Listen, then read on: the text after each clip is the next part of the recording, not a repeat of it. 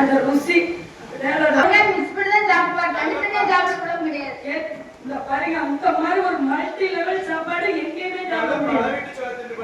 பாருங்க இதுக்கெல்லாம் என்ன காரணம் என்ன சொல்லணும்? சொல்ல முடியாது. என்ன சொன்னே வார்த்தாள் பகவான். சரி பார்வதி, நீ கேட்கின்ற கேள்வி எல்லாம் சரிதான். ஆமா, நான் ஏன் இந்த குளத்துல இருக்கேன், நான் எதுக்கு ஒவ்வொரு வீடா தர்மம் எடுத்து சாப்பிடுறேன்னு சொல்லி அதுக்கு பின்னாடி ஒரு ரகசியம் ஒண்ணு இருக்கு. எங்க ரகசியம் எல்லாம் மனசுல வைக்காதீங்க, டக்குன்னு சொல்லுங்க. ரகசியம் பேசுனா இந்த இடம் சரியான இடம் கிடையாது.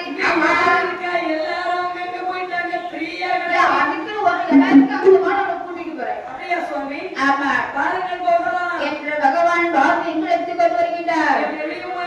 போன்ற மொழியுமையை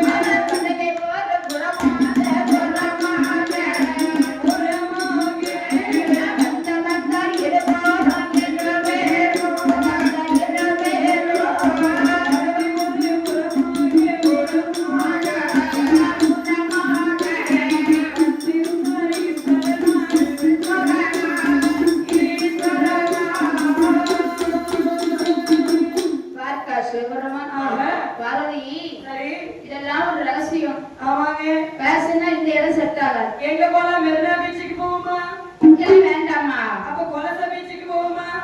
கொலச பீச்லயும் கூட்டம் அதிகமா இருக்கும், இப்ப உள்ள போக முடியாது.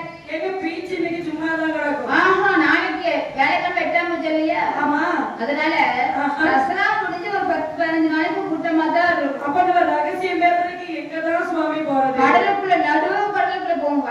ஓ அப்படியா? கோட் எடுத்துட்டு சென்ட்ரல் பிளேஸ். ஆமா, யாரும் வர மாட்டாங்க, யாரும் வராத இடத்துக்கு போடுங்க. ஆமா, அப்பதான் கிசு கிசு பேசுறதுக்கு நல்லா பக்கத்துல போய் சாப்பாட்டு எப்ப சோறு